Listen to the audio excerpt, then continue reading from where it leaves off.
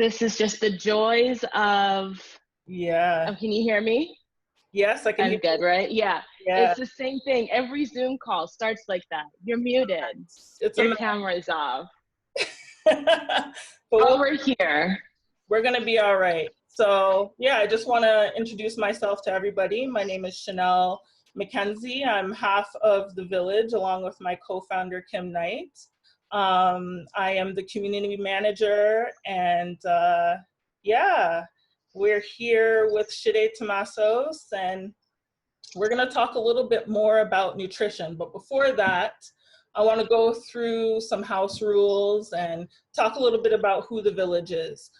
So the Villij is a wellness community for women of color. It's really meant for us to kind of expand and learn how to be well and learn about self-care together. So hence the point of this Zoom call tonight. We're hosting Villij Talks, which really kind of is a way for us to get to learn from experts like Sade tonight, just to learn a little bit more about food, meditation, yoga, anything under the umbrella of wellness. Some house rules are, this talk will be about an hour. We'll be using the polling and chat room to discuss with you all and learn a little bit more about our attendees tonight.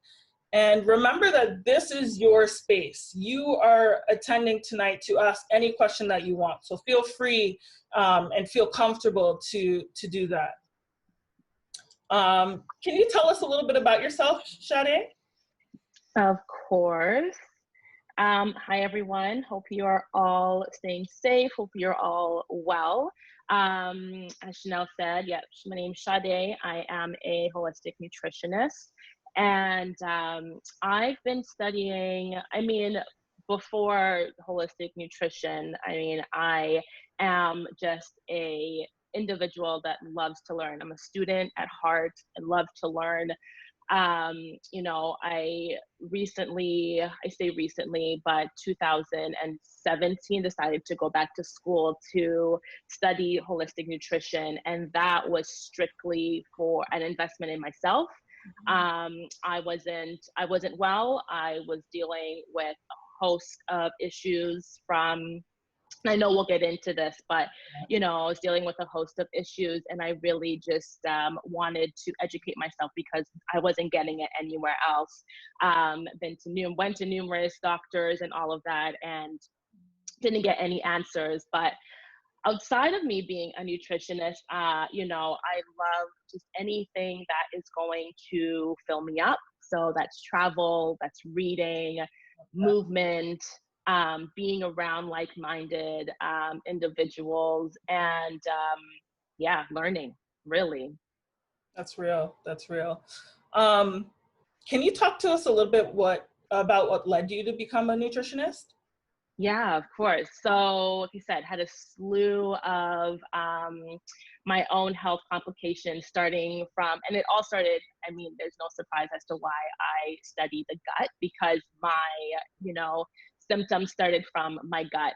And so it was from bloating to just these really severe pains that I would get in my abdomen, like to the point where I was in the emergency a lot of times, more times than I think a healthy 20-ish year old back then, 2020, back then should be. And so when I was not getting the answers that I wanted, and I felt that I was actually getting worse instead of better, I decided to take it to Google, of course. But I went there intentionally to find out, where I could learn other modalities and other ways of healing myself. Because the Western way for me wasn't working. And that is when I came across a book called Healing with Foods. I'm not in my own house, and otherwise I would show the book because I have the book still. But it's called Healing with Foods, and it's literally a textbook I remember looking on Indigo, and I didn't know it was a textbook. I just saw this was the book, and I was reading the excerpts, and I was like, this sounds amazing. And I went to get it, and I was like, okay, this is a full-on textbook. But I dove in, and I was obsessed. You know, and it talked about just using food, garlic, ginger, turmeric, and how that could start healing your body. And so once I started learning about it, I'm like, where can I get more? I love books, but I also love interacting with people. And I wanted to build my, I wanted to build a community of people who were also, you know, either studying it or also were going through what I was going through, because no one was having that conversation and no one was talking about it.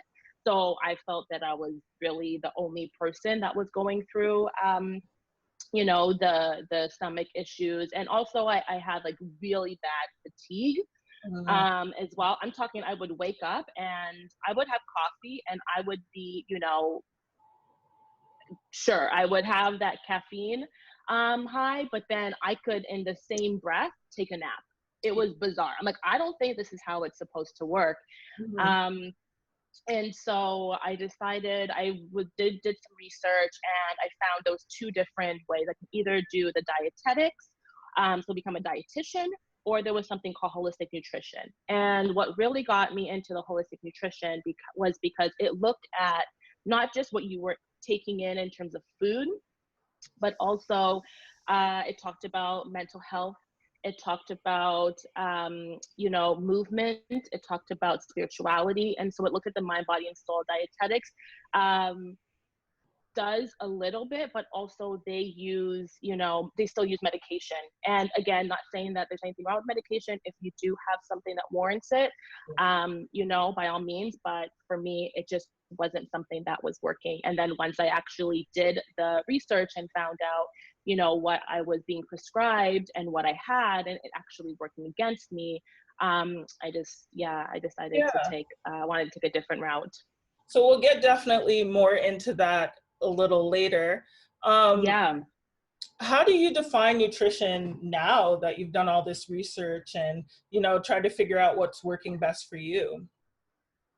Exactly. I think that is it. Nutrition is what works best for the individual. So I can definitely share my experience and I can share what I've done. But in my practice and when I work with clients, I work with them one-on-one because we're all so different. And so, you know, someone may come to me with, you know, the same, they're like, oh yeah, you know, I heard you talk. And it's like, I also was bloated and I have these pains and, you know, constipation and all of this. You know, what did you do? And it's like, okay, no, like we need to talk a little bit more before I just give you what I did, because what actually was wrong, what ended up being wrong with me may not have been what's happening with you. So for me with nutrition is that it is individual, and we really need to tune into our bodies, and we really need to ensure that we know what's best for us. And you do that through talking to someone like myself, a practitioner, who can help you navigate that.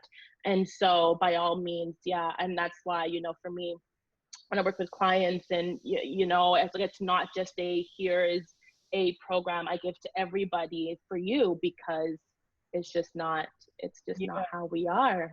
Yeah, and I feel like for myself, I've thought about going to nutritionists, because when I think of food, I think of it in so many different ways. When I'm happy, I eat. When I'm sad, I might eat. When I'm, you know, on my health kick, I'm gonna eat, and I'm gonna eat really clean, but then I kind of jump off and eat some pizza and I don't know how to get back. So it's like my idea of nutrition is just so, I felt like I knew what it was, but I don't. So I'm really looking forward to learning more of it from you. I want to ask some questions to our attendees tonight. First is, what are some of your nutritional concerns? And also, when you answer, please let us know where you are right now. We'd love to know. In the meantime, Sade, how is life in Vancouver for you? Is it nice? I know, I'm like looking outside. It looks warm outside. I see people are wearing shorts. Haven't gone out there yet for the day. I will after our talk and do my daily walk.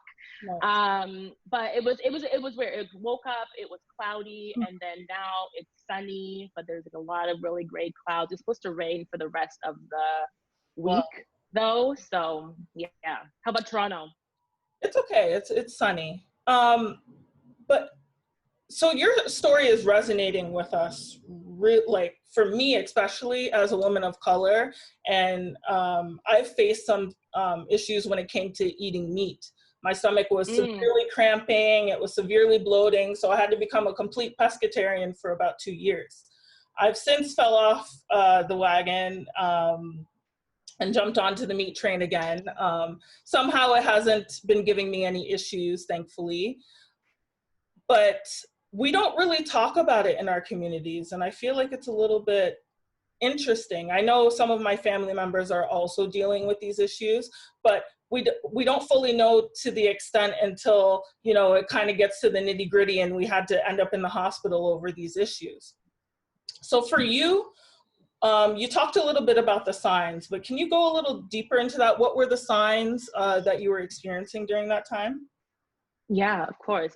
And I agree. We don't, you know, I'm from Trinidad, you know, I'm a West Indian. And it was very interesting that I was going through this journey when I was actually living with my auntie, who is just, oof, yeah, very set in her ways, you know, and just when I would say, or you know, if I was feeling a certain, you know, bloated or whatnot, there wasn't really a lot of, you know, try this, which is very interesting now, because even I was talking to my dad the other day, and you know, he always asked like, how's the nutrition business going, da da da, and I was like, oh, you know what I got the other day was some gully roots and soursop tea.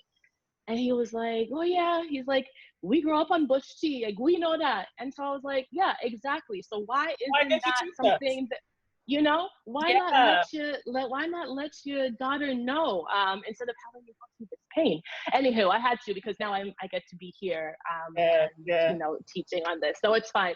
But yeah, in terms of symptoms for me, I said it started it was real, like what got me was, it was really in the gut. And it was just, I was uncomfortable. I was uncomfortable because I was in pain.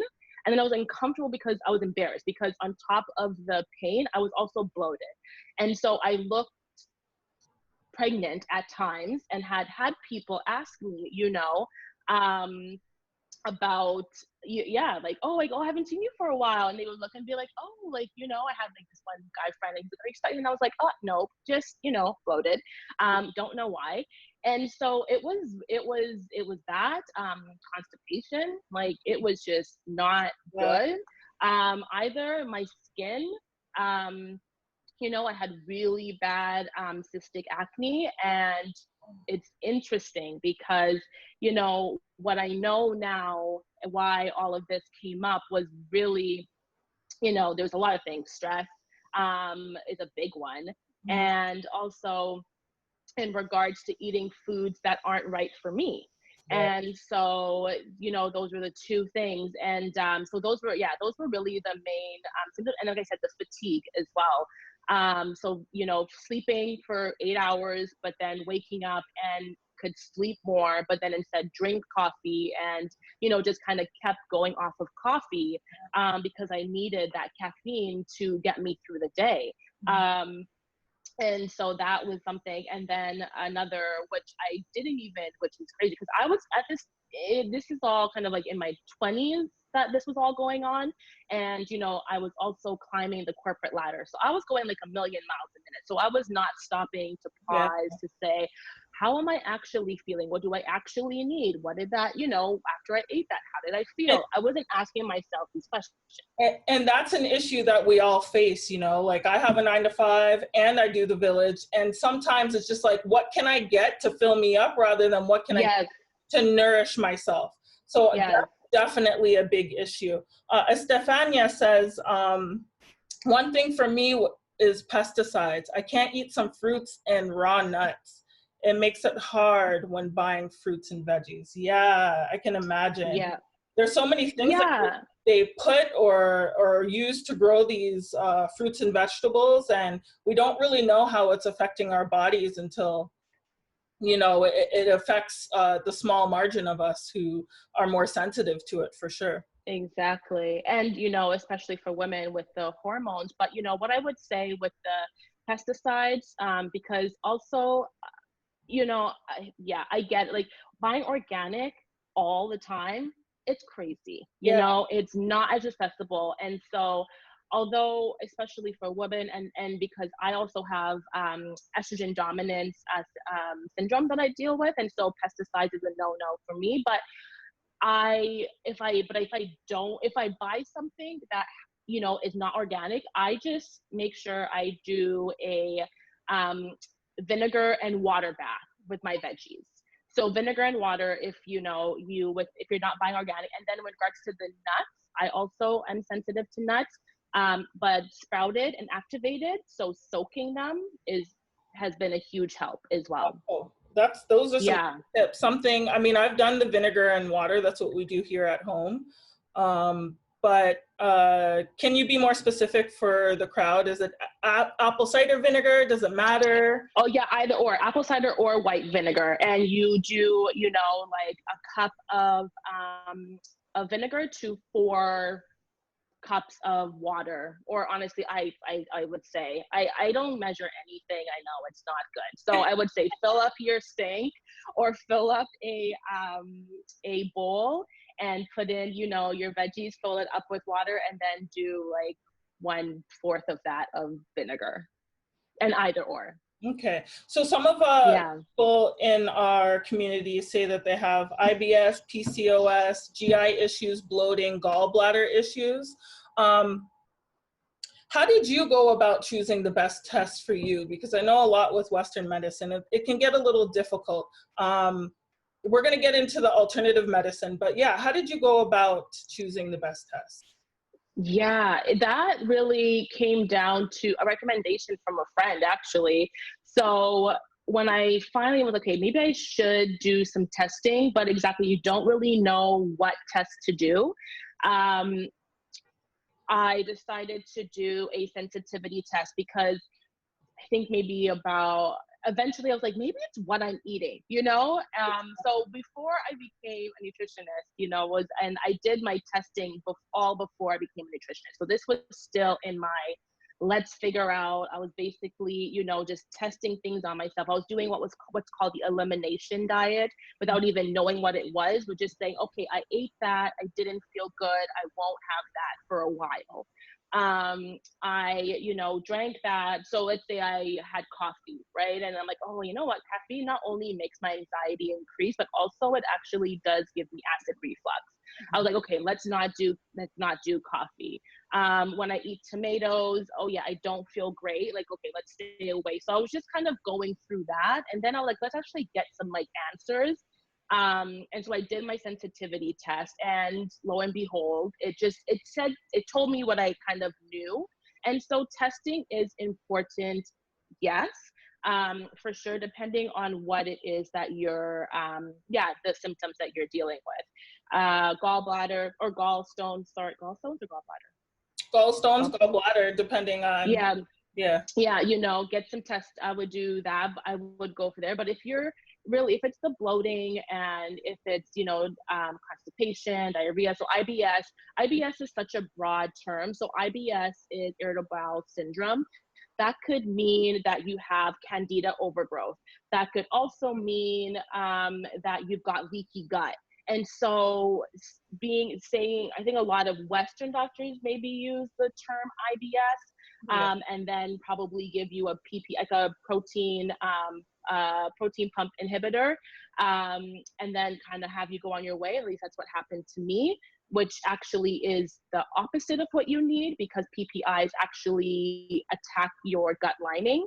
And if you have leaky gut where you already have a damaged gut lining, you taking medication that actually causes it Yeah, well, isn't helping, yeah. right? Yeah. So I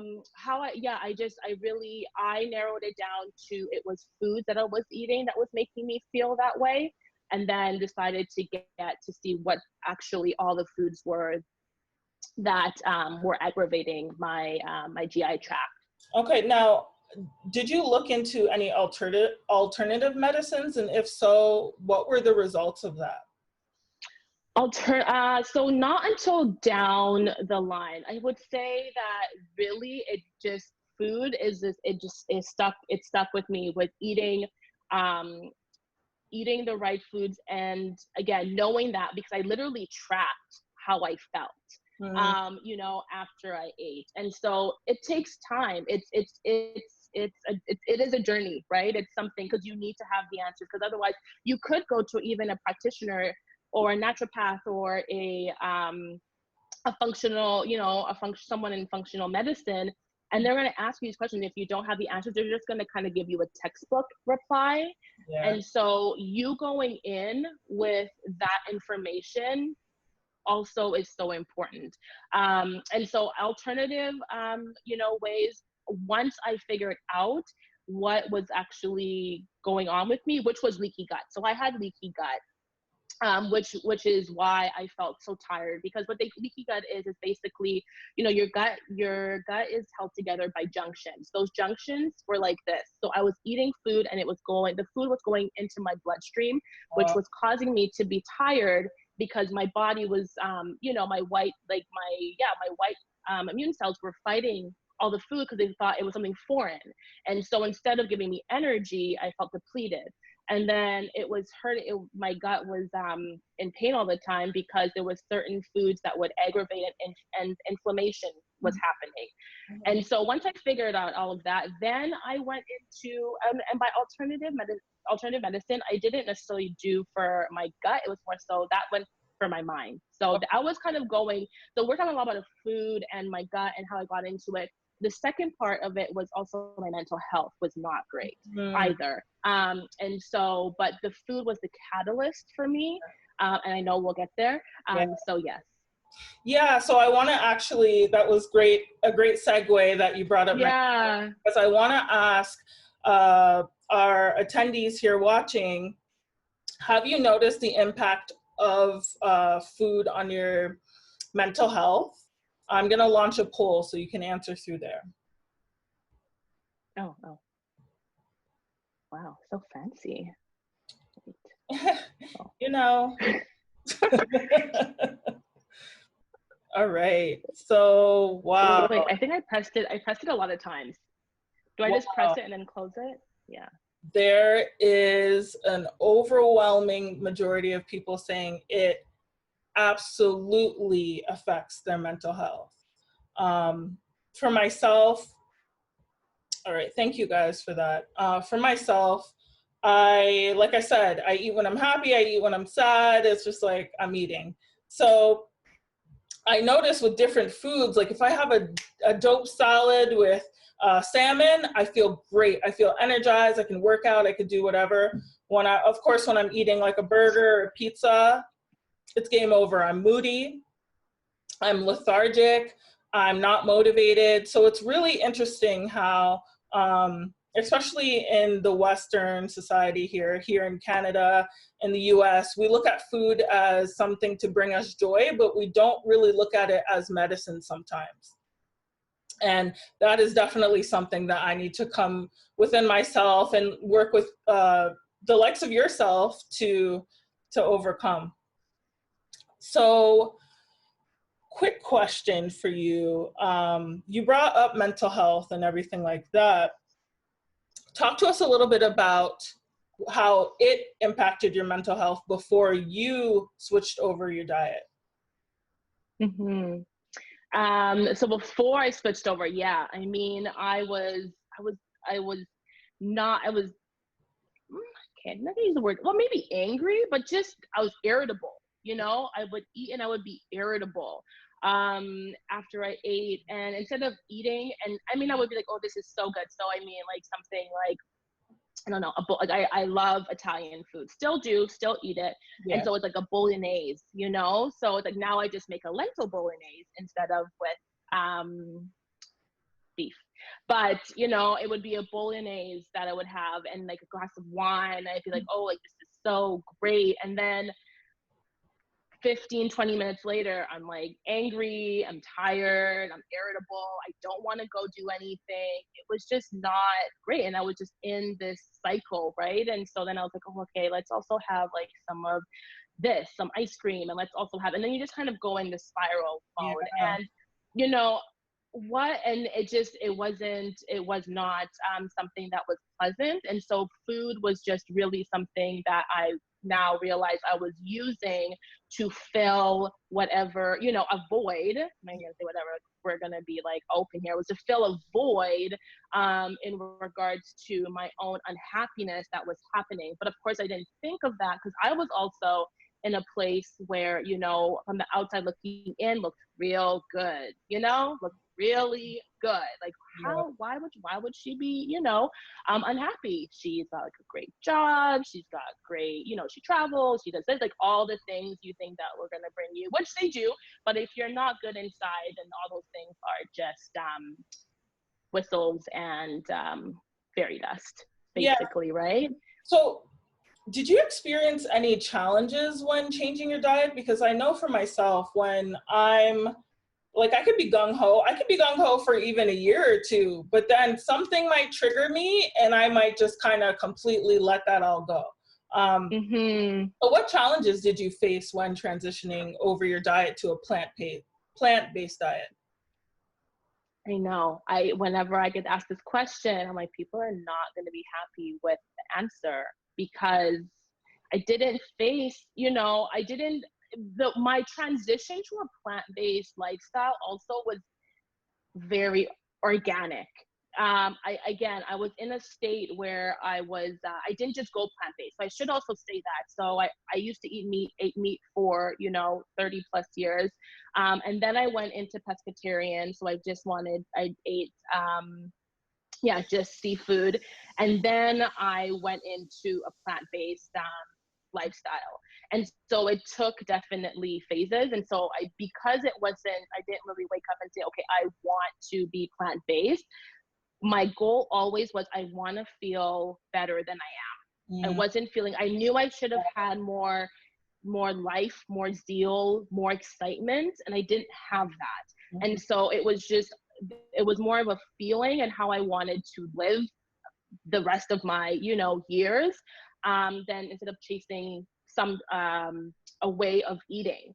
And so I think the challenge there was more so me explaining to people around me what was that change. That was the biggest, like I would say that's probably the biggest challenge. Now that I think about it, I'm like, what was challenging? You know, for me personally, I knew why I was doing it, and it was more so than to look a certain way, and to say I'm a certain label. It wasn't any of that. It was really, I wanted to wake up. I wanted to feel great.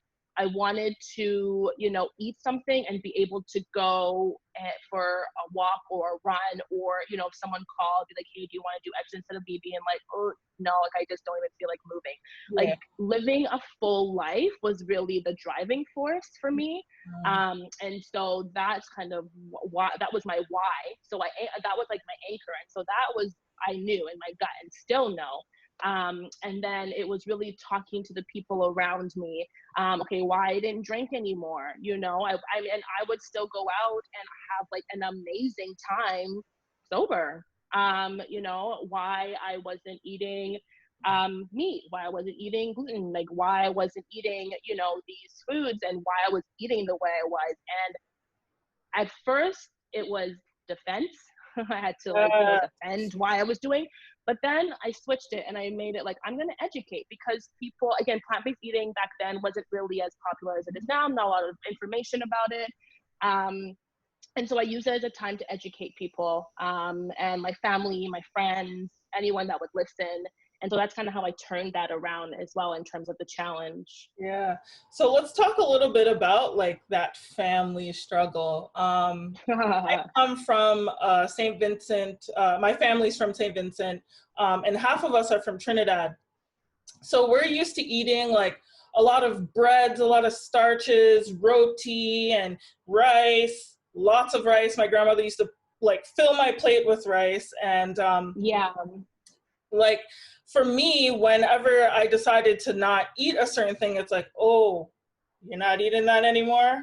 Oh, you know, so I want to ask our viewers, like, what are some of your favorite native dishes that you would, I guess, have difficulty getting rid of if you had to transition to a diet that did not include it?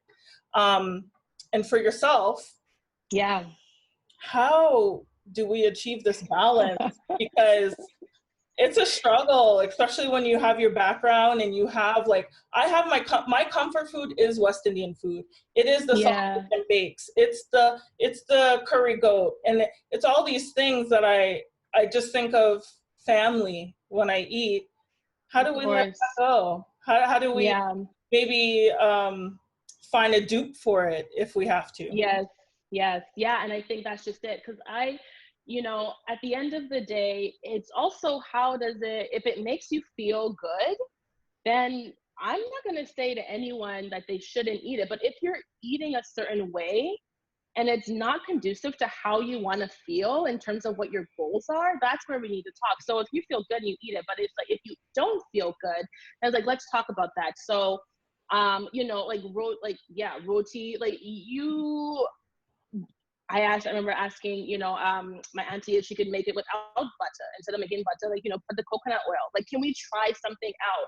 Because I still will have roti. Rice is fine. It's just also the portion, right? So if you think of a plate, and plant-based eating is just meaning that you're incorporating more plants. I have decided to eat, again, because that's me, but it's like, I don't tell clients that they should not eat meat if that is not what they don't want to do, or if that's not something that is the goal. The goal is that what's going to make you feel better, and how can we incorporate more plants into what you're eating. So it's like the plate, I just want half of it to be plants. I said divide it into 3, right? So it's like this half are you going to be your plants, then you're going to have your protein, and then your starch. You should be eating rice, you should be eating potatoes, sweet potato, white potatoes. But again, it depends on what your goals are and what you're going with. If you're, you know, type 2 diabetic, I'm not going to be telling you to be eating a whole lot of white potato, but we can do sweet potato. So it really depends. And I don't think we should have to do either or. I don't think we should have to do either or, but in moderation. Yeah. And then also, you know, hey, like you can make a real, like, it's like, if you think of, for me, what has made this easy is the spices. It's all about, like, when I think about flavor, right? flavor. And so it's so hard, because I'm sure some people might look at the bowls and be like, does that like on my page, like, does that actually taste good? Which is why I'm like, I need to do more lives, because if you see how much spice, like I, you know, it's like cumin, cayenne, you know, cilantro, like salt, pepper, like every, you know, spice in my spice rack is used every time. That's the only way I could eat. That's what I grew up on. So for me, how the balance is really, I am adding those spices, you know, if I'm making chickpeas, like I made some red beans, I'm going to add coconut milk. I'm going to add some cumin. I'm going to add some curry powder. I'm going to make it flavorful. Yeah. So it doesn't have to be either or. It really has to come down to portion. Add in just more greens as well. You're going to feel so much better. And then, you know, adding in some, instead of butter, add in some coconut oil, you know, and just kind of getting that going. Like if you're making like roti or bake, or, because that's really the thing. I think it's flour, water, and butter. Yeah. And for other attendees, like a lot of us are coming, a lot of them are coming from Filipina backgrounds or Latina backgrounds. And it's like, we all kind of have that underlying thing in our diet that's kind of all similar. Like you might, an arepa might be similar to something that we have in our culture. So it's really interesting that although our backgrounds are much different in certain ways, we still have those underlying issues. And tell your tita that you're not going to eat something and she's not going to be very happy as well. Yes. So that's definitely a thing.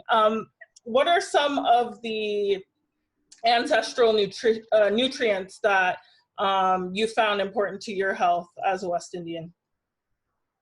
So I mean, I say I love turmeric, so that's like one thing. And so curry, I drink turmeric tea, but then in every single meal I make, for the most part, I'm pretty sure almost all meals, I always add some curry powder in it, because it has high amounts of curcumin, which is the active component of turmeric.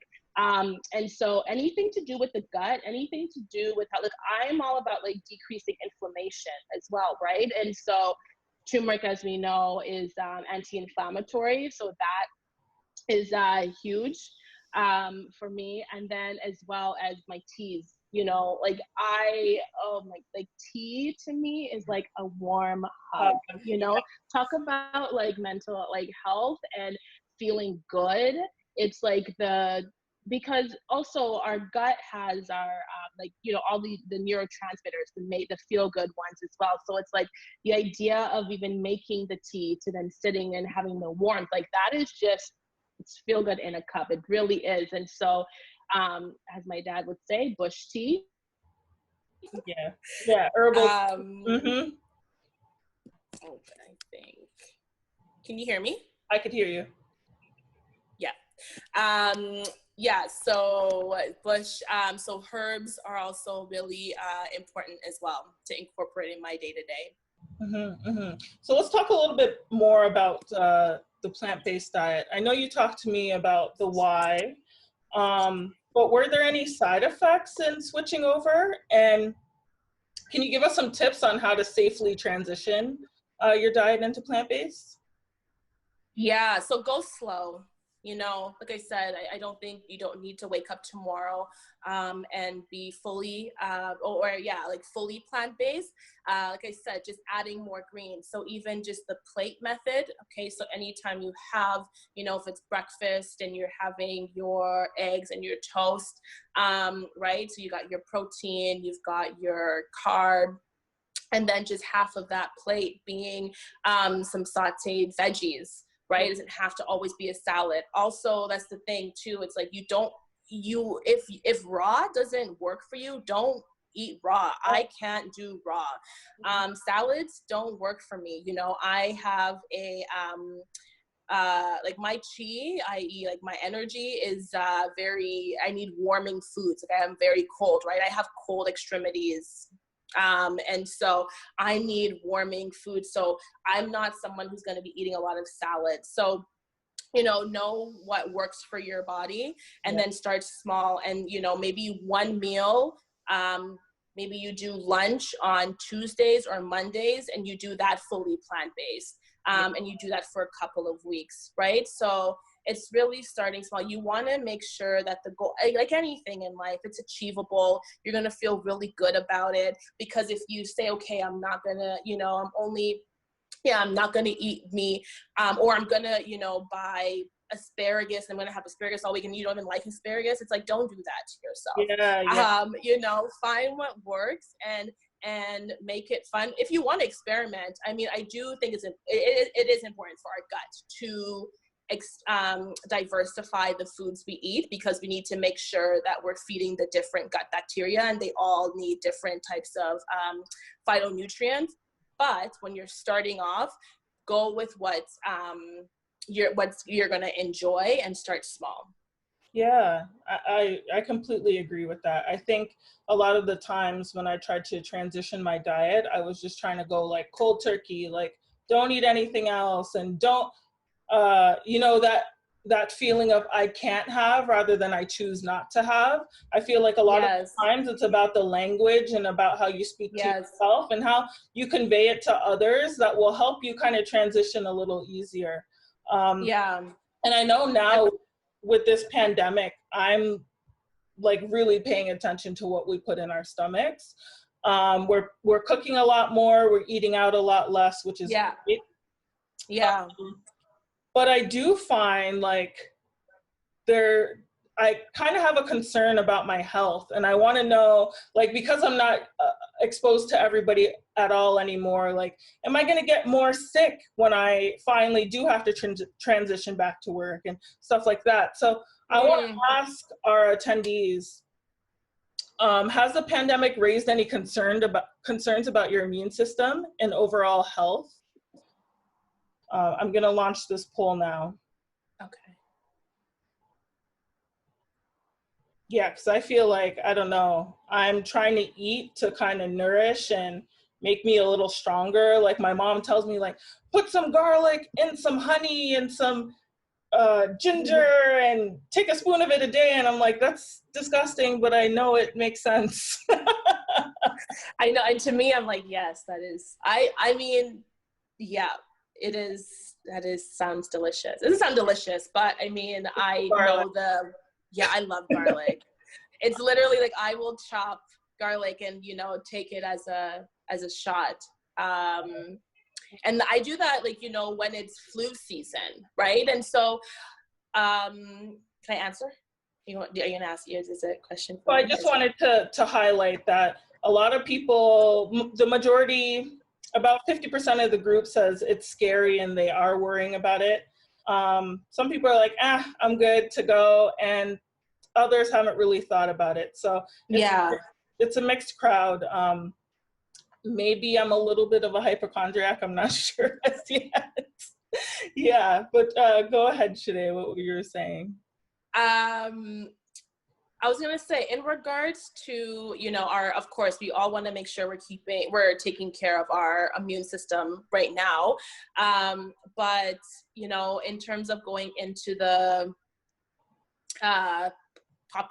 world, I'm like, what do you call these? Yeah. And back into the world, I don't think we really, now that everyone is just being sanitary, I think we're going to be okay. You know, I'm just going to say that in regards to that, in regards to that, because it really, that's a big one. But in regards to even prevention, right? And so if you are doing the right things, i.e., you know, and even just the simple things, like, it doesn't have to be you have to go out and buy all these supplements and take all of this, because I mean, it's just, if you want to, great, but it's like, if you're sleeping well, if you're drinking, you know, lots of water, if you're limiting your sugar intake, and you're doing things to just increase your immune system daily, eating more plants obviously is another one, for sure, that's going to be really great. But you know, we really, the fear of going back out shouldn't necessarily, I mean, if you feel it, okay, let's talk about it.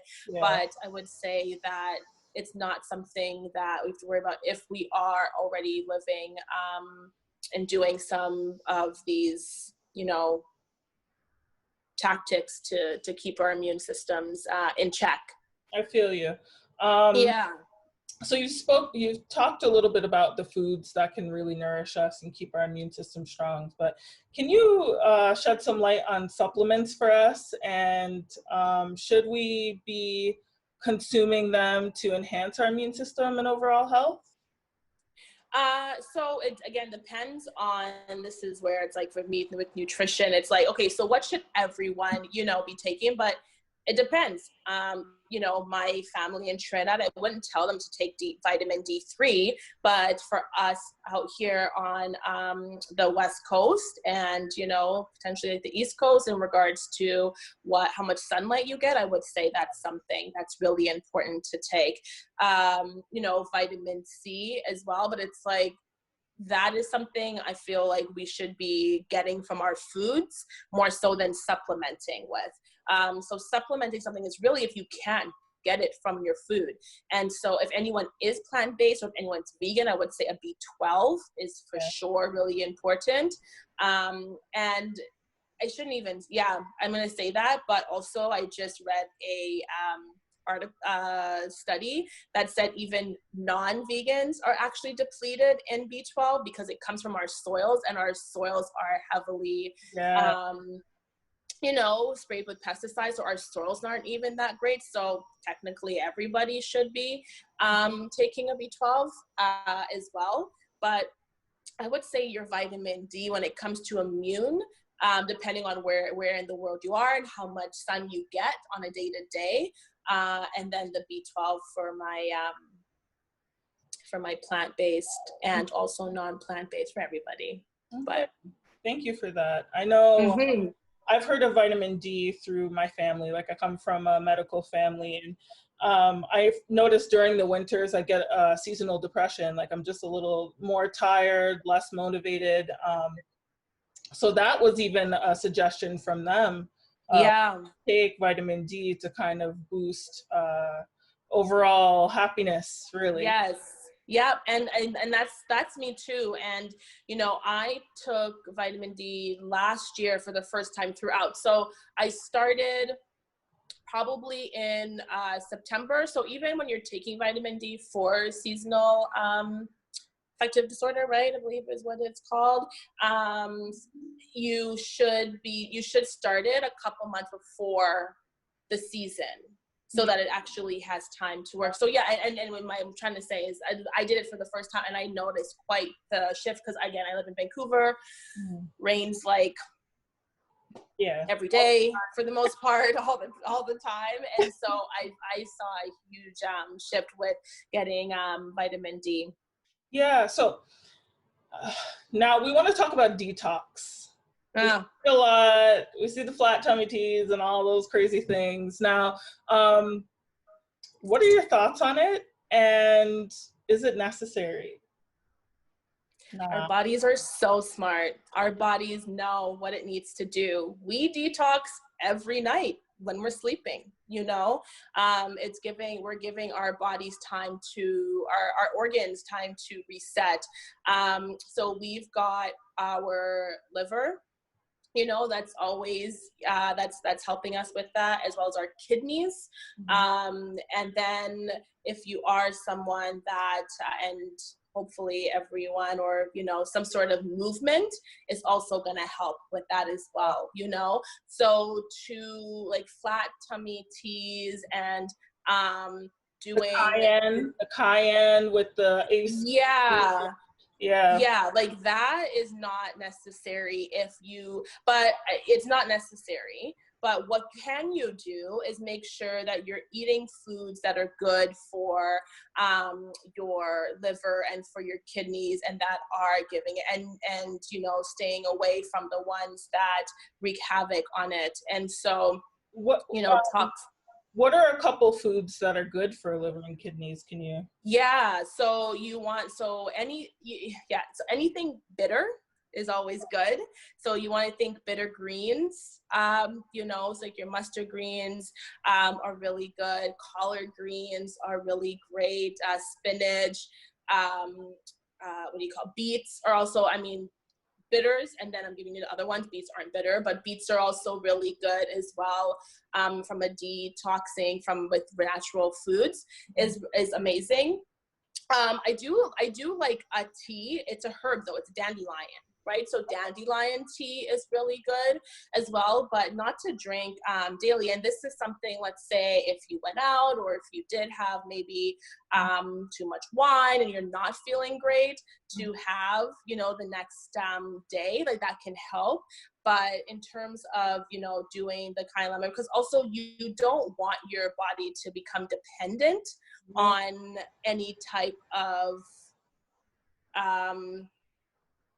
liquid, what do you call that? Any type of detox, like, you know, whether it be like a laxative, or which a lot of those teas are, they're really just laxatives in high doses that make you like just go to the washroom, like, you know, which is just not good, because we're just depleting ourselves of all of our good bacteria as well. And so that's not the way to go. And so if you're having like healthy bowel movements, then you shouldn't be having like 5+, you know, a day. Like that's not gonna help detox anything. Yes, it will give you a flat tummy, but then you're gonna have all these other issues because of it.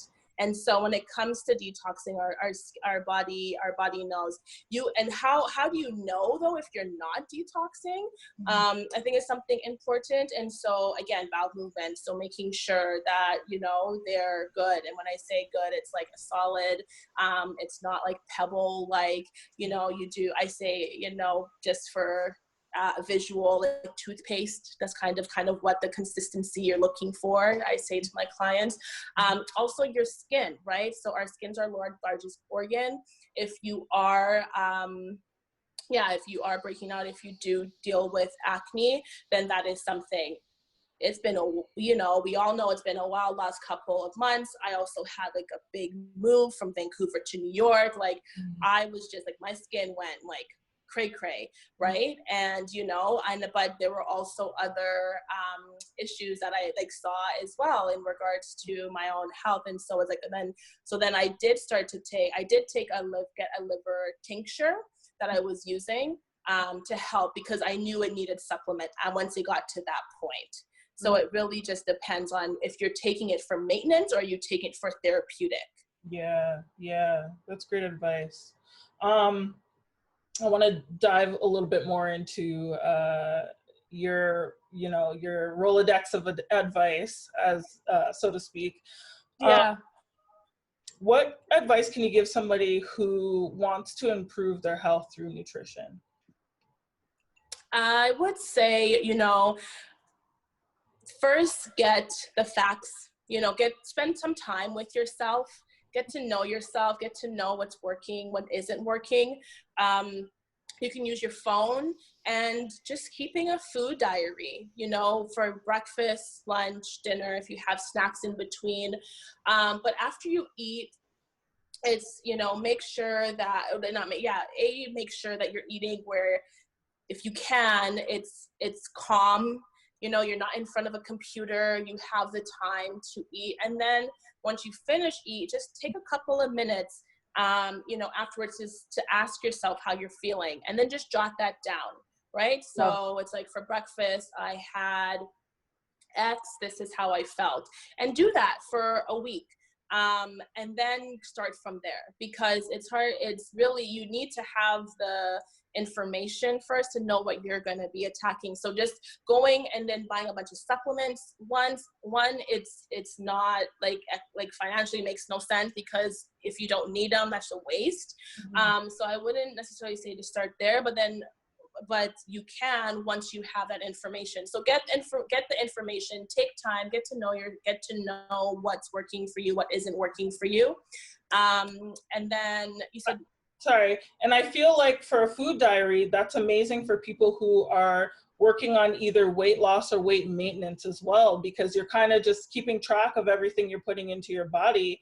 And usually when you write it down, you're less apt to be more, impulsive about your eating. So that's great. Yeah. So writing it down, first, I would say, and then it's also like figuring out, what are your goals? Like, what are you trying to achieve? You know, is it more energy? Are you trying to, you know, is it maybe like acne? Is it a stomach issue? Is it sleep? What is it that your goal is that you're trying to rectify? And it's really just about, you know, it's like, where do you start? You start kind of knowing what you need to kind of get intentional into why you're doing it and what it is, right? Before diving in. Because I think a lot of the times we want to, you know, and we have all the best intentions. Okay, I need to get healthy. It's like, okay, but what does healthy look like for you, right? Is it like, oh, I want to start waking up at 5 o'clock, or I want to start waking up at 6, or I want to be able to run whatever, half marathon or something like that. Like, what's the goal that we're trying to achieve here? Or is it just mental clarity? That's a big one. Brain fog was real. I'm like, wow, I can actually think. Like, I used to have just like, you know, I would be like, hard to, what is that word again? You know, I felt like I was forever in the clouds. And I thought, I never even heard, no one ever even said brain fog to me or anything like that. And so if that's the case, if it's, you know, cognitive function, then it's like, okay, so maybe omegas are going to be something that are important to incorporate, or just eating more high omega-3s in terms of fishes and cod liver or whatever the case. Then you can kind of map out your plan. But I think a lot of times we want the plan, and then we have this plan, and then we don't stick to the plan because it's like, why did I even start this plan in the first place? Yeah, you don't know. You're not doing it with intention. You're doing it for like this end goal that's like, it's really not about that. Like, yeah, myself, I would love to lose a little bit of weight and stuff like that. But if I start with it with, I'm going to lose weight, I'm going to jump off eventually. So I really need to understand like how food is working for me, what foods work for me, how to stay consistent, how to stay motivated even. Like it's one of those things. Now, and not saying like, oh, sorry, I did not saying like, you know, I can't, like I think we talked about the language, you know, the language is so huge. It's like good food, bad food. You know, there's food, again, it comes back to your goal. Because if you're running a half marathon, like, you know, maybe eating that pasta and all of that is probably something that's going to benefit you. Although there's research that shows that carb loading isn't necessary, but, you know, potentially, you know, there is that. And so it really just depends. It's like the good, the bad, the having the either or. Like, I love chocolate. I eat chocolate. It's just, you know, it's just, I don't have a Snickers because I know I want my body, my temple to feel the best. And so when I'm engulfing foods that have a lot of chemicals, that doesn't go back to what my values are either. So that's why. And part of it is why you look 18 and you're not 18. So it all works. Sometimes, like I said, sometimes I'm unsure, like how to balance the different food groups. What types of food should we prioritize over others? When you mean food groups, do you mean like starch, protein? Yeah. Okay, got it. So we've got macronutrients and micronutrients, right? So our macronutrients, we've got our carbs, our fats, and our protein. So those are the three food groups we need to make sure, the three nutrients we need to make sure we're having. So carbs, like we need them all. We can't have, so this high carb, low carb, no carb thing, like I'm not about it. We should not be taking out any macronutrient from our diet if our goal is health. Yeah. Unless, you know, there's some research that shows, I believe keto is good for like epilepsy, unless you're dealing with something like real, you know, no, we shouldn't be taking out anything. I don't think we should not be eating fats, healthy fats. Okay, so coconut oil, nuts, seeds, avocado, like great. Let's all make sure we're having that. Protein, and if you got your plant-based proteins, you got your beans, you've got your lentils, tofu, if you decide, you've got miso. If you're eating meat, just make sure that it's, this is where I say when you're eating meat, ideally it is organic, because it's just, there's so much in it, you know?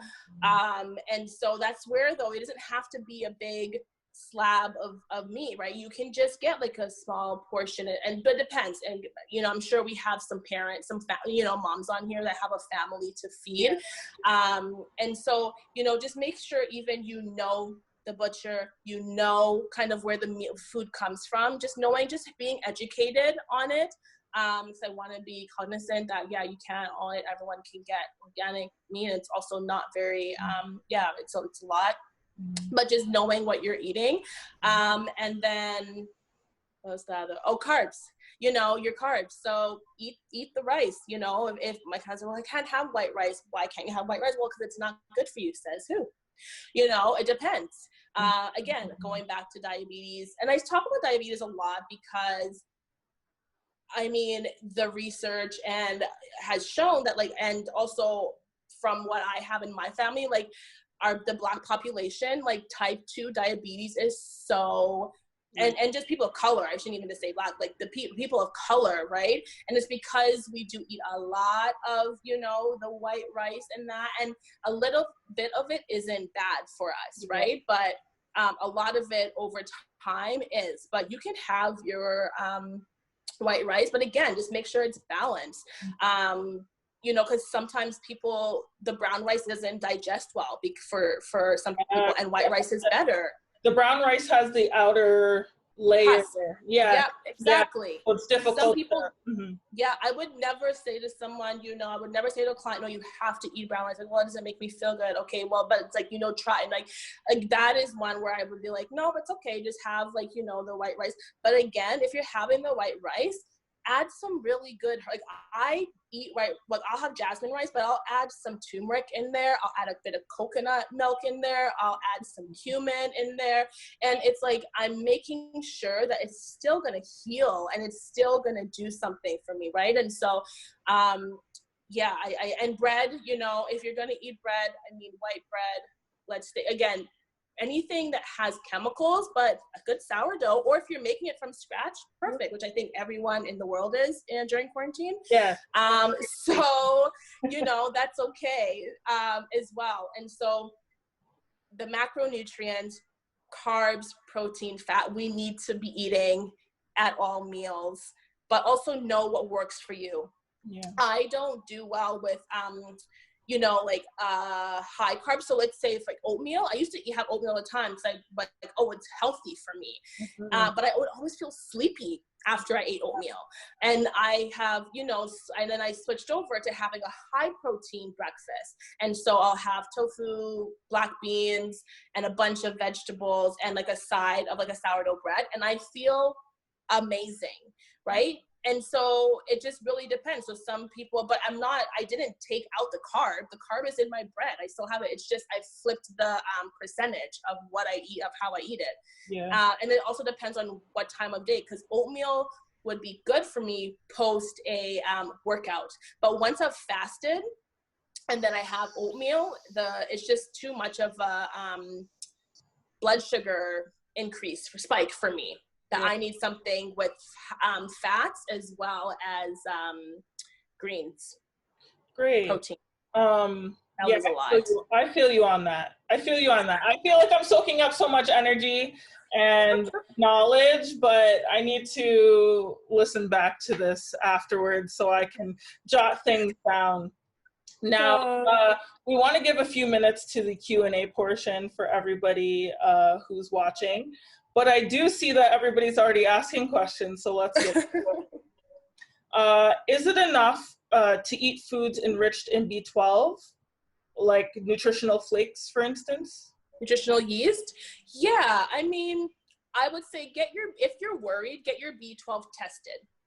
So get your B12 tested, see where your levels are at, and then go from there, right? If you do have energy, like really like with the B12, it's with energy. So it's like if your energy is low, it doesn't have to be B12, but it's like, okay, maybe you think it is, just get it tested. It's a free blood test, and then you can go from there. And then otherwise, having nutritional yeast is fine, and that's and it's fortified as well, so that's a great option for sure. Now, Aaliyah says she takes apple cider vinegar in the morning. Is it too acidic to take on its own? Not sure we talked about it. Yeah, no, we actually haven't talked about apple cider vinegar, which is actually very interesting. So you just do apple cider vinegar, no water. So you should definitely be taking. Yeah, you definitely want to dilute your apple cider vinegar for sure. It is just it's a lot for your GI tract to take in. So always dilute. So it's like, you know, again, worst. Like a tablespoon to, you know, 2 to 3 tablespoons of 1 tablespoon of apple cider vinegar to 2 to 3 tablespoons of water. Right. I mean, I also, like, it depends on, and again, are you doing it because you're bloated? Or are you doing it because you want to kickstart your like you just want to have like a good pH. Like why are you doing it as well, right? I think it's the thing, because for me with outside vinegar, what I do is I have a even this mug. So this mug I think is like, I don't know, 500 mils maybe, and I'll do a capful and then I'll put water in there, and I just drink that throughout the day, just because I find that it just helps settle my stomach. So it depends on what it is that you're looking to achieve, but dilute it either way. Don't take it straight. Also, that's so intense. Yeah, she's hardcore. I don't know. It doesn't taste good to me. I'm just not gonna be honest. Unless it's in my salad dressing, it's not for me at the moment. How much water would you drink to improve your liver or kidney? What advice would you give to drink more each day? Ooh, water. Okay, so what is it? 0.8.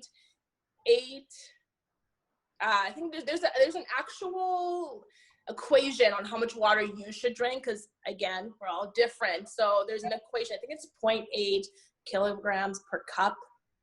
It's times 0.8 times your weight. It should give you how many cups you should drink. I go for a gallon a day, but I'm also active, right? So I sweat a lot, and so I'm losing a lot of water. Yeah, exactly. So, I would say there, but find out, like, I would say between 2 and 3 liters is great to start, in regards to how much you should drink. And then in regards to advice on, if you don't like to drink water, blueberries, like, make it fun, like add some blueberries in there, add in some strawberries. Like, what's your favorite fruit? Yeah, lemon.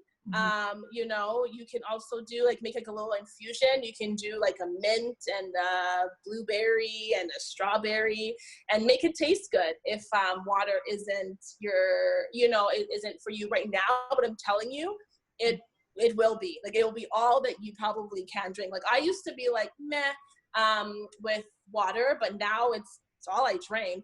And also the teas, right? So herbal teas are just as great. And also you're getting the therapeutic benefits of it, right? Depending on which one you take. So, find like a really yummy combination that you like, and you can drink that as well. And you can have that in the summertime iced. And that's just as good. Just do it plain, right? Because it's majority of it is water. And then if you do like a turmeric, cinnamon, or if you do like more, I'm not like a berry type of gal, but if you like berries, there's also a berry flavor as well that you can take. When it comes to food, it's and health, make it fun and enjoyable, like that's the thing. Like I wouldn't want to be like, oh, okay, I don't like when, because I say cooking for yourself is like the best thing. And I get it. Not a lot of people like to cook, but it's like, how can you make it fun? Can you, invite a friend? Can you have a really great podcast or a book in your ear, or your favorite show playing, or music, or, get excited about a recipe, get someone who, like, make it fun. Like, this is, part of our lifestyle is what it is. If we're not doing it to like, it should make, you should feel good. Yeah. I completely agree with that. Someone asked, do you moderate how much tofu you eat? I don't eat a lot of tofu. I don't moderate anything, really. I just go off of what I feel like eating.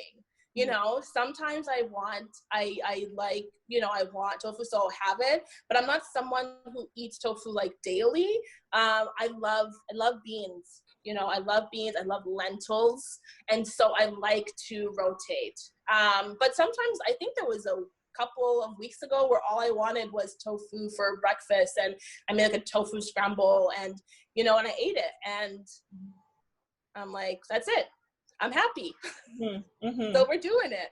And maybe you're asking because of phytoestrogens, and maybe that's why you're asking. I know. Okay. Yeah. I don't know if I should go. Anyways, if that's your worry, you can message me, or you can like DM me or something. I like to go into, and I'm like, I just realized, Yeah, because I don't know what that is, but we'll get into that another time. Yeah. Do you drink tap water, or do you have a specific brand that you buy? I drink, so I have like either a Brita filter. Yes. Right now, because I'm just navigating the world until I find a home. I've just been I just boil my water. I think it's also a West Indian thing, right? You just boil your water and then you just like drink it from there. So I just boil my water, and then I'll in my kettle, and then I just use that throughout the day. I don't drink bottled water unless I'm like out and I don't have a choice, but usually I have like a bit of like my reusable water bottle with me. But if I'm home, I just boil it, I have a Brita filter. A little tip, because I'm a big tea drinker, but sometimes I do forget to drink water, especially when I'm really busy at work. I pull up this huge, just like a Swell bottle filled with my Brita filter water, and I just challenge myself to finish it I finish work at 3. My water's got to be done. Even if I have to chug it right before I leave, it has to be done, and then I'll fill it up a few times again when I'm at home. So those are just little tips and tricks that we can get into on a daily basis. Now, and to that, actually, it's just even making sure that the first thing you do digest is water. I think that's even a big win, right? So and also you'd be surprised. Like I was surprised that like this mug is like 2 cups of water, and 4 of these or 2 of these is a liter, right? And so I mean, I say it's not a lot, but if you have like even one of these, the first thing, like a cup of water before you go on, but then that's even starting your day with it, at least is also really good. That's real. The last question, portion control. How important is it in our clean eating? Great question. Yeah.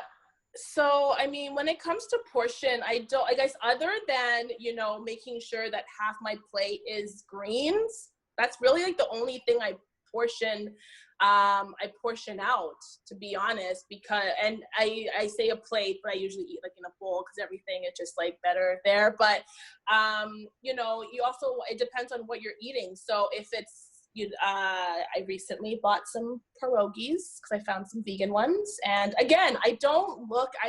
I'm just like, if I see something I want to eat, like, am I going to eat like every day? So it's like, but I will have a couple of those like with my meal. So I literally made like a salad, like not a salad, but I had like my saute. I don't call it a salad because it's not raw.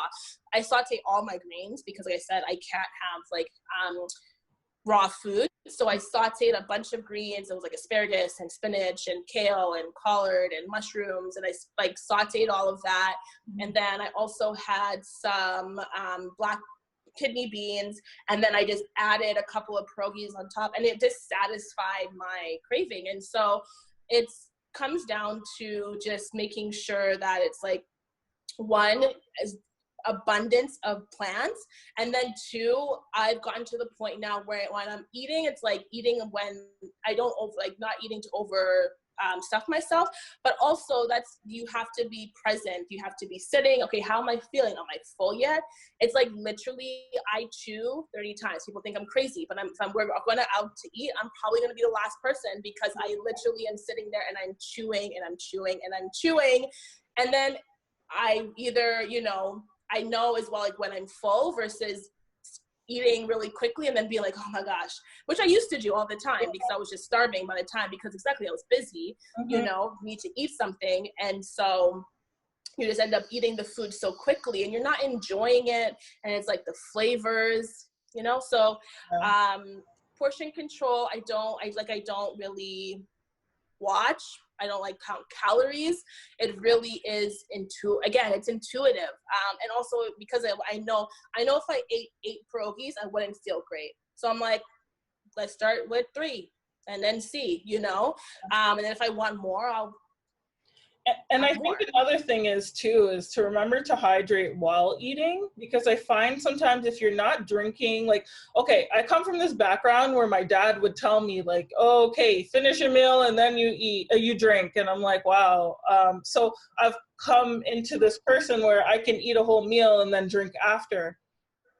But I find I can eat a whole meal, you know what I mean? Like I'm eating too much sometimes. So, I think drink before or drink a little bit in the middle. Come up for some air when you're eating for sure. Yeah. Put your fork down, put the plate down, and like, enjoy. If you're by yourself, like enjoy whatever it is that scenery there is. If you're with, friends or family, have that conversation. It should take some time. That's real. So we've come to the end of the conversation, unfortunately. This was fun. This was a great resource for myself, and I really hope all the others that are watching. Yeah, I hope they enjoyed it. Can you tell us where to find you?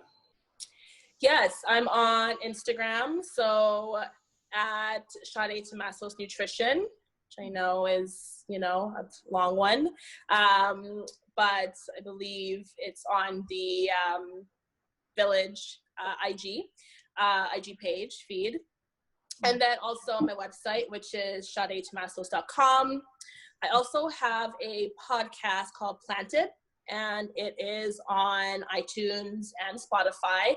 And I talk about, plant-based living, but also, you would think it's all about plant-based living, but it's about the gut, and it's called Planted because it's really just a place of encouragement. And so, just getting planted into somewhere where you can get resources and education about, whether it's about the gut, or I think I have one on matcha as well. It's really just, anything that's going to benefit us to live a better life. And tell us about your services, where we can find you on that. Yeah, so on my website, there is a work with me, and I have a couple of packages there where I do one-on-one coaching with clients. And so if that's something that you are interested in, for sure, come by and just send me a DM. Right now, I want to open up this, my practice to more women of color and people of color in general. And so, yes, there are prices on there, but, let me know what you're working with in regards to what you're looking to heal and how we can work together, and we'll work something out because, I went to school for it, and I'm so grateful I did. But, my goal is to now share this with anyone and everyone who is interested. And so would love, if anyone has any questions, to come on there, either DM me or there's a contact me on my website as well. Great. Thank you so much. So for us at the Villij, we will be coming with another talk next Thursday, which is about healing from racial trauma. We're dealing with that a lot right now. If we're not affected by it personally, we're affected by what we're seeing in the news. So we urge you guys to come, allies who are also POCs, be sure to come as well, so you can learn a little bit more about, I guess, the experience that everybody's facing right now. As well, we are launching new programs and making sure that our community is completely supported, especially if you don't have those monetary, you don't have as much money to enjoy some of the stuff that we're offering. We are creating programs and scholarships for people to enjoy. So please feel free to donate to our cause. This is something that will help women of color heal and have access, and, no barriers with the whole thing. And lastly, we are launching, before we drop our mixtape basically on Instagram, we are launching Trap Soul Yoga at home. So we are super excited about this. We've been kind of on the hush with it. And we're creating, I see some excitement there, so that's cool. We're finally dropping our initiative that we've been doing in real life. It took us a lot of time to pivot with this whole pandemic situation, but we've gotten here and we're excited to release it to you all before we release it to the rest of the public. Amazing. Yes, so we look forward to talking to you all again soon. Sade, thank you so much for spending your time with us. We do look forward to doing this again. I had a hard time putting together questions because I had all the damn questions. So I look forward to doing this again, and I will be sliding in your DMs to learn more. Please do. And thank you, Villij, you know, like Shanelle and Kim is your Kimberly. Kim? Yeah, haven't met Kim yet, but you know, just for even having this space for us to come together and to be able to talk about it, being in wellness. You know, when I did start off, and of course now I'm seeing more, but there's not many people who look like me. And so my goal is to show and hopefully educate and inspire, you know, others that look like me to that eating healthy can be tasty, flavorful, and also it is for us, you know, and there are ways that we can incorporate it into our day-to-day lives. So thanks for this space, and thanks for doing what you're doing out in the community. I appreciate it, and I'm sure I speak on behalf of the rest of the peeps on the call. Yes, thank you so much. I mean, you guys are really humbling us. We've come a long way. This is our 3rd anniversary coming up. Amazing. We started this with the intention of connecting our community with one another, and it's turned into this amazing ecosystem of people that I love and I want to meet. And I mean, Sade, for yourself, I can't wait to meet you in real life when everything dies down. I was planning to go to Afropunk this year, but you know, pandemic. So one of these days. I'll be on the East Coast soon. So we'll be close. Yeah, so I look forward to meeting you, and you know, we can continue this conversation and continue building the community together. I agree. All right. Amazing. So we'll talk soon. Thanks everyone for tuning in. Thank you for investing in yourself tonight. We will talk soon.